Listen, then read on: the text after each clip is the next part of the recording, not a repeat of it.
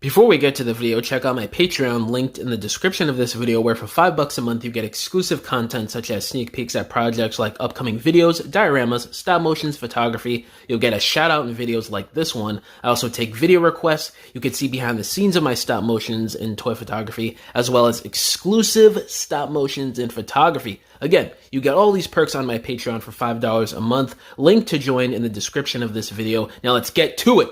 Okay, you guys, so thank you for clicking on this video. So as you can tell by the title and the thumbnail, we have some more Hasbro Transformers information to cover here on the channel. So this is from Toys R Us here on YouTube, a fellow Transformers tuber.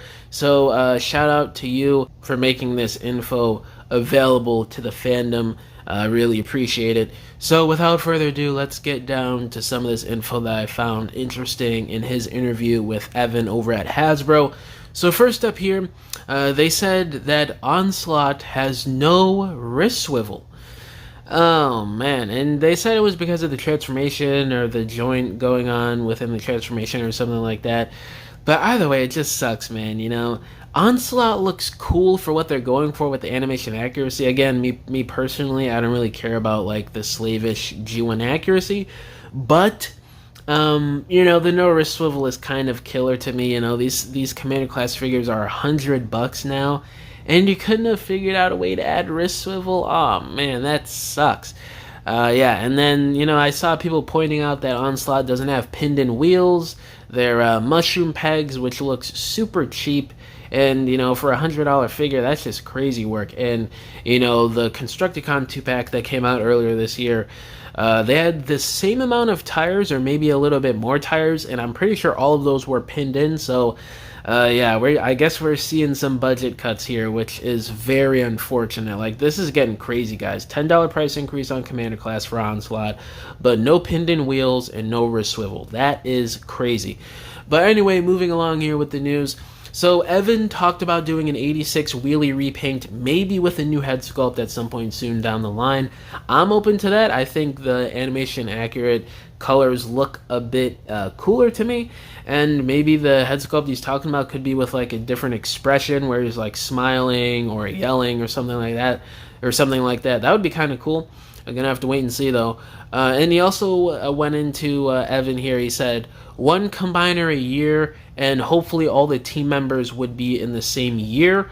That would be nice if they could keep them all in the same year, but I know with schedules it's really hard to do so, which is why it's been so impressive the last year or two with these combiners, where they've been, you know, putting them into 1 year so we could complete them.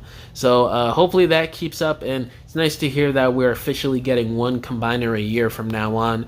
So it makes it seem likely that Defensor is the combiner for 2027, which, speaking of Defensor, they got into that a little bit here in this interview, and Evan said if/when they do a Defensor, it'll be G1 show accurate in terms of the design and the details, which is good to hear. I do think Defensor's G1 design does need some representation and love in the Chug line, because the last Defensor we got was more so a redesign, and I also think he might have been IDW based, if I'm not mistaken.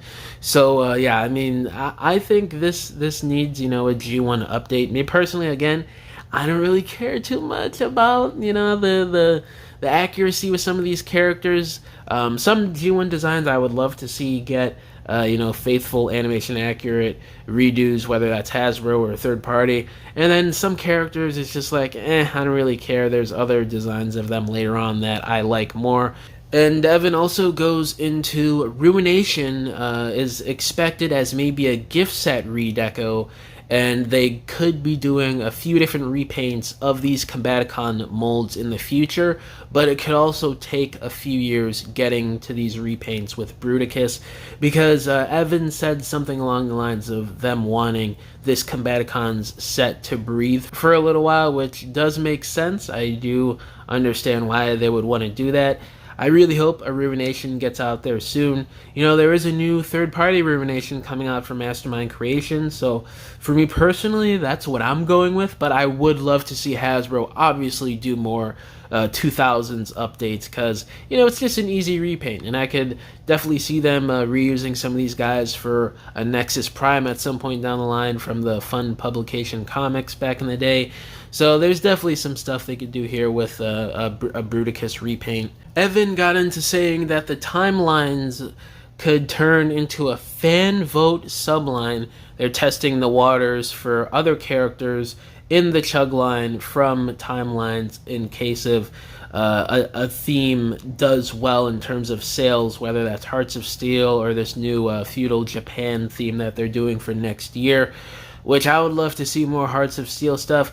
There's a lot of things that Hasbro and third-party companies haven't delved into with the Hearts of Steel design, so I would really love that. Obviously, people have been begging for a Steamboat Shockwave for a long time now, so I could definitely see that being the next Hearts of Steel release at like a leader class down the line within the mainline generations. But we're going to have to wait and see. Hopefully these Hearts of Steel 2-packs do sell at least decently well. And he says less greebling going forward for the G1 characters and SS86 and stuff like that, because they want to be more G1 cartoon accurate, which I know that's a bit of a divided opinion in the fandom. A lot of people prefer the extra details and greebling, because it makes the design a bit more intricate and you're getting a bit more for your money with details and stuff like that. And then there's other people in the fandom who just prefer the more G1 animation accuracy. For me personally, it really depends on the character. Like for Onslaught, I prefer more of his greeble-tastic IDW sort of designs. But then for the likes of like G1 Scourge or Cyclonus or Galvatron, I absolutely love the G1 cartoon designs, and I wouldn't mind seeing a G1 faithful animation accurate version or an IDW version of those characters. I love both equally. So it really depends on the character for me personally, but I know this is sort of a divided topic for a lot of people in the fandom. So we're going to have to wait and see on how this plays out. We've already been seeing this the last year or two with certain releases getting more or less greebling than others. And Evan also mentioned that potentially multiple Throttlebot head sculpts were built into the 86 Bumblebee mold. So this is an interesting piece of information that I don't think we've gotten before from Hasbro, so this is exciting to hear. There's obviously some opportunities with Throttlebots, and people have been asking for new Throttlebots for a long time now, so I'm really excited to see what they could do on that 86B mold. I really don't like that body mold, but maybe with some Throttlebot stuff going on, it'll make me like it a little bit more. I don't know, gonna have to wait and see. And Evan also said that more Skybound characters are down the pipeline to make at some point one day. That could be a year from now, 2 years from now, 4 years from now. We honestly don't know. With the comic line and Studio Series and them doing more characters in the regular Generations line, I wouldn't be surprised if a Skybound character like Shredhead gets a figure within the next 2 years, I'd say. But we're really going to have to see how things play out, because this new Optimus is probably the one to test the waters to see if they make more Skybound stuff. So hopefully that Optimus sells well, even though the price on him is extremely bloated by $20. And Evan said maybe to brand new Crosshairs at some point down the line. I think Crosshairs definitely needs a new figure. Even Evan in the interview acknowledged it, that he said he would probably be a redo. And yeah, it makes sense, because his design, it's a little inaccurate because it's based off of the Siege Ironhide mold, and they just slapped some new colors and a new head sculpt on him and called it a day. They didn't give him his Target Master, they didn't resculpt his body at all to be more cartoon or G1 accurate, so I would really appreciate it if they did a new deluxe class Crosshairs at some point in the next few years to kind of complete those Target Masters in a more accurate way, because Crosshairs does kind of stand out. He's the one out of all of them so far that looks the most inaccurate to the G1 era. And Evan also stated that they do recognize that Breakdown is extremely hard to find right now in the fandom, and they do plan to do a reissue on him at some point soon down the line, which is good to hear. I also covered this in a video like a month ago. He said in Instagram DMs again that he would want to do a Breakdown reissue, so it's definitely coming at some point soon, probably maybe before the year is over, and probably next year at the earliest. I could see them doing a Breakdown reissue, because they've been hitting the gas on a lot of these reissues the last like 2-3 years, so I wouldn't be surprised if this Breakdown reissue comes out sometime next year for sure.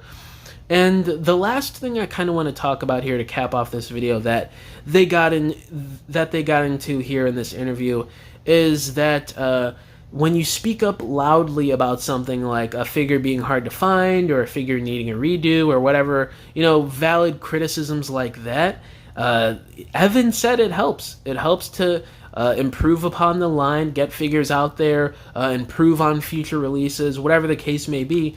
So all these people, online and in the fandom that say stop complaining so much and why are you saying this about figures, people say these things because it's valid, A, and B, they want this franchise to improve because we all freaking love Transformers, and we don't want to see it make terrible decisions and crash and burn like other franchises in the past, like Thundercats, G.I. Joe, and the list goes on, from 80s brands that were once powerhouses that are now delegated to like one little toy line.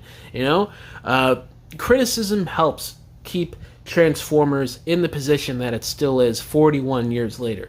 So all the people, that are always defending bad decisions and are saying that you shouldn't be always criticizing or complaining Hasbro's decisions on some stuff, I mean, dude, I don't know what to tell you. If you don't speak up about certain things, it's just going to keep happening, or you're not going to get reissues on hard-to-find characters, and there's not going to be certain improvements in engineering on some characters if we, the people who are buying this product and are spending our hard-earned money, are not saying anything. So it just makes no sense, from a logical standpoint, to just shut up and take it and not say anything when a character is impossible to find, or if Hasbro needs to improve on certain releases with engineering or quality with like yellowing and stuff like that. These problems need to be spoken about loudly in the fandom and in the community, or else nothing's going to get done. And Evan clearly states that here in this interview. So guys out there in the fandom, guys and girls, continue to be loud about whatever stuff that happens with these figures, whether a figure is impossible to find, or if yellowing happens, or if a figure has terrible plastic quality, or if you just want to see these designs and engineering improve on these figures, like more pinned-in wheels, more articulation, better transformations, more paint, whatever the case may be in your own personal opinion, just keep talking about it, and Hasbro will eventually listen if it's a loud criticism, But yeah, guys, that's basically all I wanted to talk about from this Toys R Us interview here with the info. So yeah, let me know down below how do y'all feel about everything I talked about here in this video. And yeah, guys, thank you for watching this video. I'll catch y'all in the next one. Bye.